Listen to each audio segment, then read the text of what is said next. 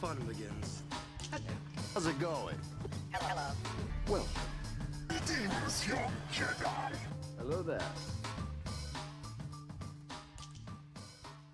What's up, everyone? Hybrid Toy Reviews here, and welcome back to the 5th episode of Black Series of Yesteryear. This actually brings us to Wave 1 of the Black Series' Blue Line packaging, which debuted late in 2014 and ran throughout the duration of the line until the Red Box takeover. So, this was the first wave of the new packaging design. It featured a slightly taller window in the front and a blue line running up the side instead of the orange dotted line that the earlier packaging had. In all other respects, it was very similar. It was the same dimensions of packaging, and truthfully, it was just so they could put taller characters in the line like Chewbacca, as we talked about in the Orange Line final wave, the little sneak peek Easter egg of Chewbacca almost made it into Wave 4 until they realized they would have to really fold him up into the box. So Chewbacca got pushed back a wave to this wave. The packaging was redesigned, and this packaging, I don't know, is my favorite. I think I like the Orange Line more than this, but this packaging objectively isn't bad. So let's start with Orange Line, or with Blue Line, I'm sorry. Number 1, the Sand Trooper. Now, this Sand Trooper is very much like the Orange Pauldron Sand Trooper from the first wave of the Orange Line, except this one has a black pauldron.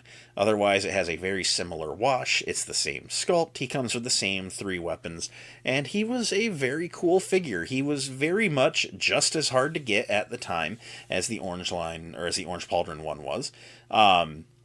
He was very cool. It was nice, to start getting some different ranks. We kind of immediately got that Orange Pauldron one. You wonder if you're going to get any of the other Pauldrons, because there's just a number of other Pauldrons. And here they are really early on giving us a variant, finally. It was really cool seeing this Sand Trooper come out so early on in the line. And I remember picking it up as soon as I saw it. This whole wave, I remember finding, it might have been November time at Target. I saw the whole wave on shelves. It was my first time ever having the money. I was starting to work after school, and I saw 4 figures, and I was like, ooh, mine. So I grabbed the Sand Trooper and figures number 2, 3, and 4. Number 2 being Darth Vader. Darth Vader was a figure that we waited a long time for. I remember he was a glaring omission. People were talking all the way back in Wave 1, like, man, we got Maul, but not Vader. We got, 2 Lukes by Wave 3. Vader is essentially what the core of the original 6-film saga was, rotating around, and so it was just bizarre not getting a Vader. Actually, even more bizarre is we got a prequel Anakin in the line before a Darth Vader. That would never happen the way the Black Series is coded these days. So, anyways, Darth Vader finally came to the line here, and definitely every Darth Vader since has been an improvement. This Darth Vader was too short. He was a little bit stubby. There was a little bit of an element of fat to him. He looked a little bit thick. And it really didn't serve the character well. However, it objectively looked good as far as sculpt and paint. There was some work put into this. He was just very bulky. He had a metal chain for the collar of the cloak. It always used to get stuck under the helmet on mine. That was always a little bit frustrating. But he did try to check all the bases that you would want a Darth Vader to do. Beyond having the lightsaber, stowable on the belt, he had the removable helmet that removed in 2 pieces, the bowl and then the faceplate. And he did have a pretty well painted for the time likeness underneath. It wasn't great, it's not like a photo reel of today, but just for the time, late 2014, this was a pretty good face paint deco job, all said. It definitely looked like a melted, wrinkly dude who hasn't seen the sun in 20 years. They did a good job on that sculpt. I really don't have anything bad to say there. Also, in hindsight, I think I just said the saber stores on the belt. He does not on this one. He was the first character to have a saber that didn't feature belt storage in the line. My mistake. But he did have the removable lightsaber blade.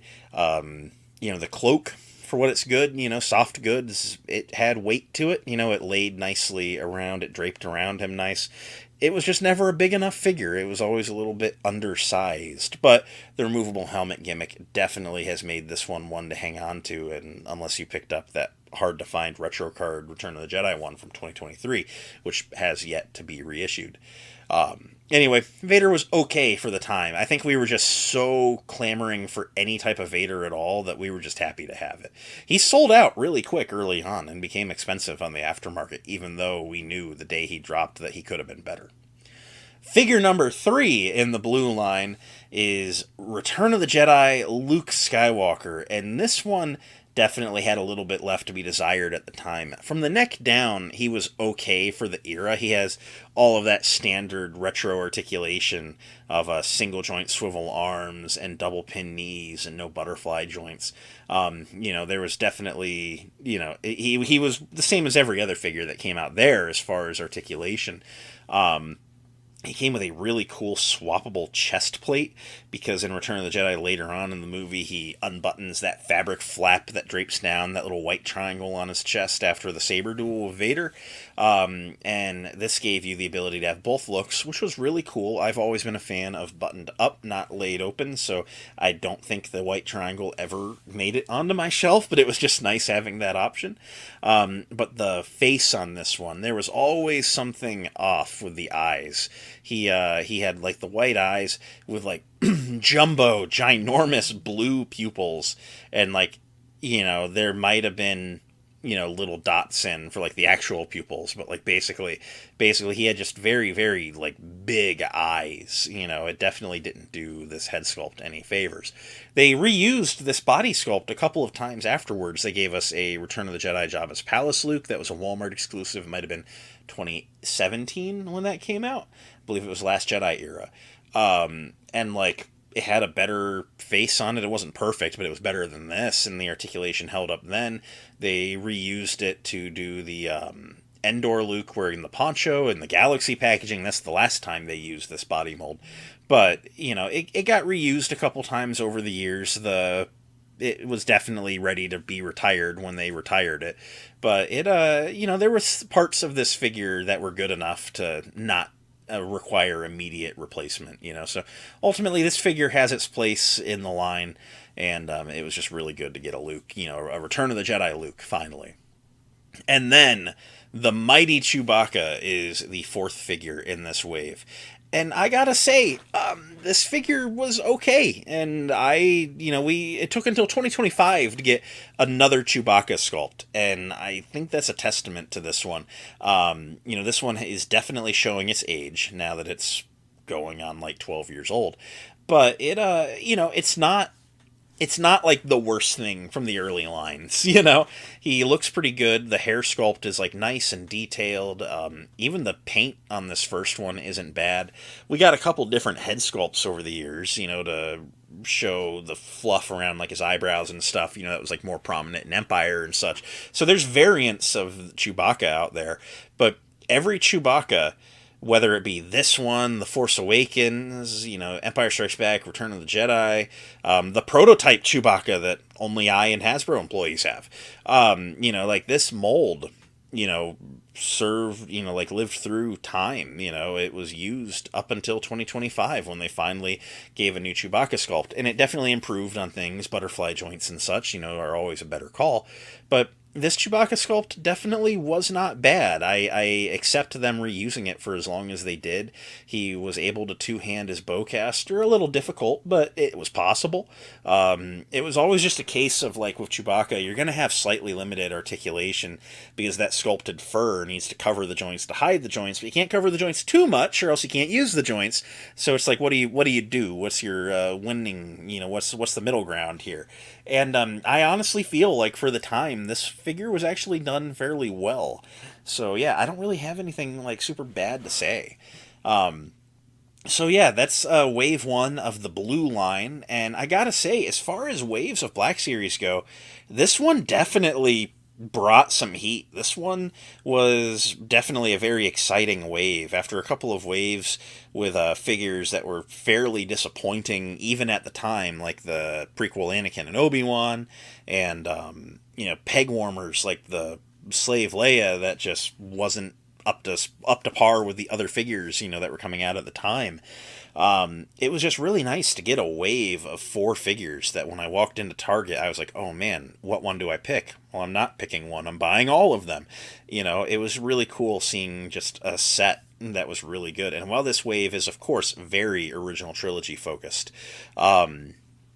that's not to its detriment. A modern wave with all these new shows and stuff that I like, if a modern wave ever came out that, all 6 figures were all original trilogy focused, I'd be like, oh man, really? But back in this time, it was a simpler time, and having an all original trilogy focus wave, especially when there was a lot of original trilogy characters that hadn't been made yet, period, like Vader, it was just an excellent wave. This was a wave that I never really saw hanging around on pegs. You might every now and then catch a Luke or a Chewbacca here and there, but I remember, just as someone that was regularly going out and looking for figures, these were not hanging on pegs. You would go and you would still see the orange line, the Obi-Wan, the Han Solo, Greedo, and Slave Leia, even though they'd come out nearly a year before at that point. Those were the ones sitting at the store. The blue line never really sat at retail. And honestly, from here on, blue line actually became very difficult to find for me. I was hunting in the Central Florida area. Walmart, blue line figures at Walmart, forget it. Never happened. Finding them at Target, sometimes happened, but they would get 1 or 2 cases a store and then never restock them. This was the last wave that I really remember finding at common big box retail. The next couple of waves we talk about were all ones that I had to find at Walgreens, a drugstore of all places. So that's going to be exciting to talk about in the future. People talk about Walgreens exclusives being terrible. For the first couple of years, they were not hard to find. So, anyways, that's all I got to say on this wave. This was a really good wave. It was a really good introduction to the blue line packaging, and I'm really excited to continue talking about the next couple of waves. So, let me know in the comments. Do you remember these? Were you collecting back at the time? What did you think about them? How do you think they hold up now? Of course, everything now is much better, but anyways, this was just a really fun thing to talk back on. So look forward to seeing y'all in the comments of this one and the next one and any more. May the Force be with you, and have a good day.